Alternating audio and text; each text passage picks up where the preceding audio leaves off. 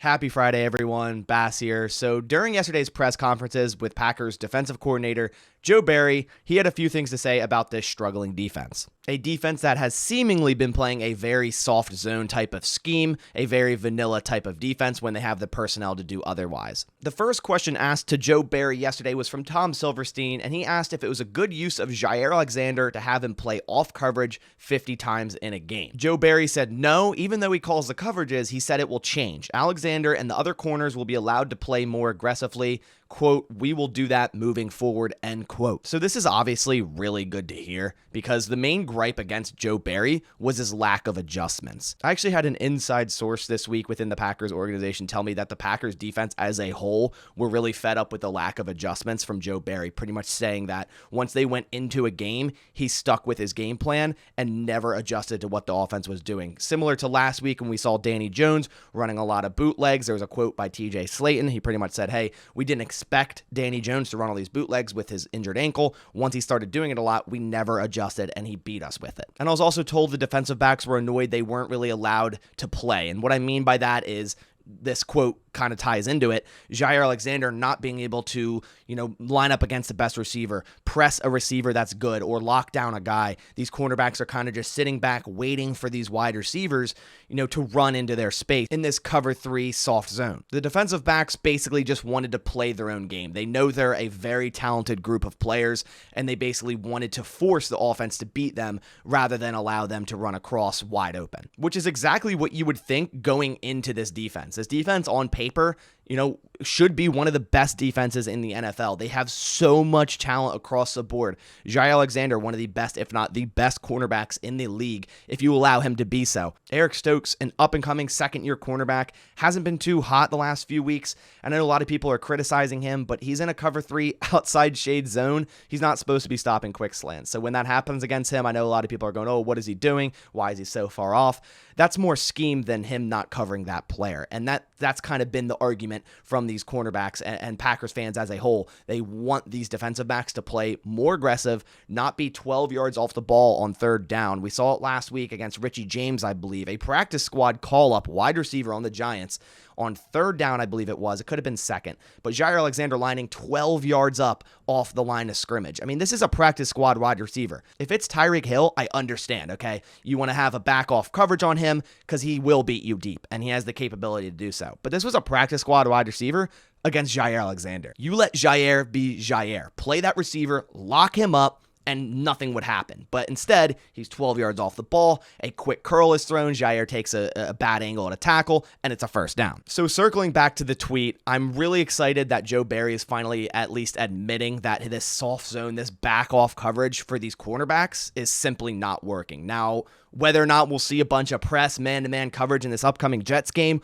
we'll see. It's easier said than done, and actions speak louder than words, so I'm really excited to see what the defense looks like this week because clearly Joe Barry has been getting a lot of heat for it, which he should have been, and hopefully there is a change, and hopefully he finally adjusts. Barry was also asked about Rasool Douglas being in the slot, and he indicated it is not ideal for Rasool Douglas to be playing so many slot snaps. He says Packers have had other options for nickel, including Jaire Alexander and Darnell Savage. Quote, Ja's availability just hasn't been there, so we've almost been forced to play Rasool inside. This is also very interesting because throughout the entire offseason, I thought this is what they would do. I thought they'd keep Rasool outside, they'd keep Stokes outside, and put Jaire in the slot. And then when there's a premier wide receiver, have Jaire follow him and then work around that. And they haven't done that. So it's good to see Joe Barry finally saying, okay, well, Jaire can play the slot, and his availability hasn't been there, obviously, with the injury for that 1 week or whatever it may be. We kind of were forced to put Rasool in the slot. But that's not also true because they could, like it says in the tweet, use Darnell Savage because Rudy Ford's been playing good if they want to throw Darnell Savage in the slot and drop, Rudy Ford back at safety. Keyshawn Nixon has looked pretty good in the slot. They have a lot of options there, but I do think obviously having your best players out on the field all at once is the best option, and I think that would be Jaire in the slot, honestly, and I think he could lock up a lot of these premier slot wide receivers in this league. I think he can lock up anyone in this league if you allow him to, but Rasool Douglas is clearly a better outside cornerback. We saw that last year, and this dude is versatile. He can play a lot of different positions, but as a defensive coordinator, you want to put your guys in the best position to succeed, And honestly, I think it's Rasool on the outside with Eric Stokes opposite him, and then Jair kind of floating around in the slot, shadowing the premier wide receivers, a mix of Darnell Savage. I think he would excel in that star role because he hasn't been, good at all this year in that deep safety spot. And I love Darnell Savage, and I think it's not a time to give up on him yet. I think they got to utilize him better, and that starts with Joe Barry. So I'm really hoping they actually start to do this type of stuff rather than just say it. And then the next tweet says, Joe Barry believes in his system, but he says he's open to tweaks within the system. Barry says his players have been open to whatever adjustments need to be made. So with that answer, I'm hoping he doesn't stay stubborn, where he chooses a game plan for the upcoming game and doesn't adjust at all within the game. Because to be a good defensive coordinator in this league, you have to adjust on the fly. You have to be able to move your defense around, adjust the defense around, and cater to what the offense is doing. That's what the great defenses do. Todd Bowles, Bill Belichick, these great defensive coaches, that's what they need to do, and the Packers just haven't been doing that. So I'm hoping he doesn't stay stubborn, stay within his game plan the entire game, and actually adjust. And it says the players are open to whatever adjustments need to be made, and that kind of ties back into the little insight I had with this. Yeah, because they want to have adjustments. So of course they're going to be open to whatever adjustments need to be made, as long as they're adjustments catering to the offense. And then finally, it says Packers defensive coordinator Joe Barry said his secondary is an elite group. He thinks consistency is a big thing, and not having Alexander for a game and Amos for a period had an impact on how they've played. I think it's a special group. And that's the thing. It is a special group. This defensive backfield is one of the most, if not the most talented in the entirety of the NFL. So to see them struggling so much with the soft zone, you would think, okay, let's not run that anymore. Let's allow our defensive backs to be dogs, for lack of better words. Allow them to go out there and shut down these wide receivers, press these wide receivers,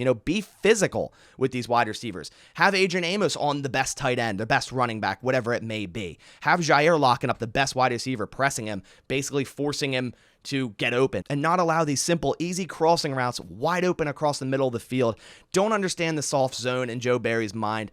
I get it. He was sticking to his guns, and I'm glad he's finally admitting, hey, this is not working. We're going to go to a more aggressive approach from our defensive backs moving forward. I just really hope we actually see this in game. But that's all I have for you guys today. I hope you guys enjoyed this video. If you did, please have a like down below, and also comment what you want to see. Do you agree with this? Do you agree with switching this defense? I think everyone in the comments will probably agree that this defense and this defensive backfield should be more aggressive, run more man coverages. And I'm not saying run man the entire time. Obviously, you need to, mix in some zone coverages, some multiple coverages, even cover one robber and stuff like that.